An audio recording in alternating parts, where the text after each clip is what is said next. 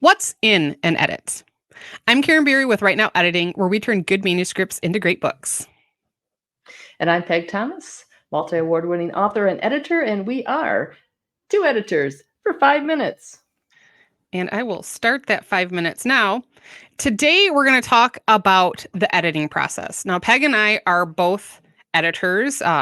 She's slowing down a little bit to focus on her writing, but we have both worked at publishing houses as editors, both managing editors and acquisitions. And we've both done freelance work. So we understand the process both as an editor, as an acquiring editor, and as writers. And we wanted to share a little bit with you about how the process works. So, Peg, what is the first edit an author needs on their manuscript? Most authors first need a substantive edit, an edit that's going to go through and read the manuscript and find all the things that don't work. A lot of times, especially beginning authors, they're all worried about the grammar. And grammar is not your first worry because you can have the most beautiful grammar in the world, but if your manuscript is full of plot holes and things that just don't happen that should happen, or things happening that shouldn't happen, it doesn't matter how good your grammar is. Readers want the story, and they will forgive grammar issues, but they will not forgive story issues.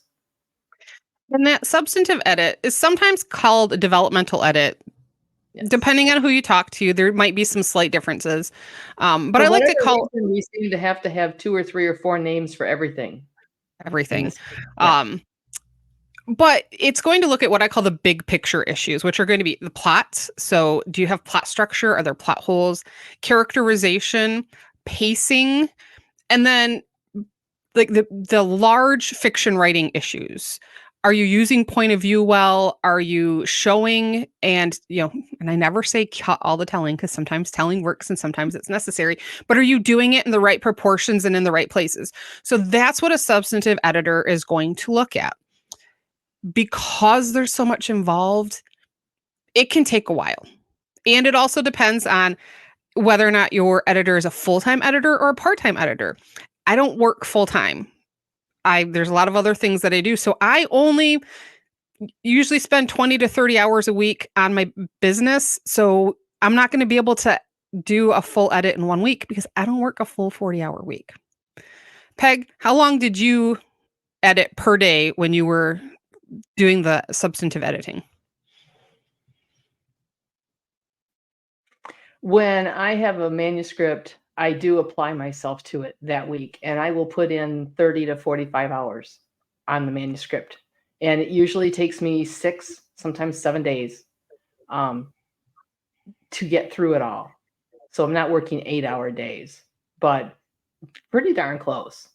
And that gives me enough time to, it's not just reading. A lot of people don't realize that, well, you just read through it. No, you don't just read through it. There's a lot of flipping back, double checking. I'm finding errors that the author, goofed along the way. The pickup truck that was blue in chapter 3 is suddenly red in chapter 13.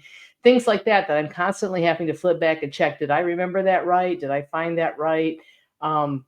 It's not just a read through. It's a very thorough examination of the story, making sure, like you said, the pacing works, that the scenes are in the order they should be in, because that's a big one. That's something that a lot of early mistakes, beginning authors don't always get things in the right order. And there's a certain ebb and flow to a story. There's a certain arc to the story. There's a certain arc to every character, and they all have to come together in a way that makes for good storytelling. And figuring out that recipe just takes time. I like to tell, this is actually something I learned while substitute teaching. And a friend that I know was an 8th grade English teacher, and she would tell her students that red means love. And if your friend does not mark your page up with red ink, then she doesn't love you. Now, when you're looking at that substantive edit, especially if you're a new author, you should see a lot of red. If this is your first manuscript and you pay for a substantive edit and you get 1 or 2 comments per page, I don't even have to read your manuscript to say you need to find another editor.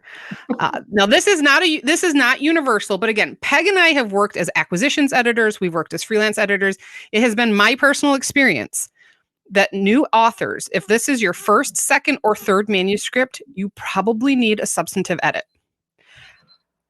We spent the whole time talking about substantive, so we're going to have to come back. That's the important one. Yeah, we'll talk about editing again next week. Until then, I'm Karin Beer with Right Now Editing. And I'm Peg Thomas, and we'll see you next time.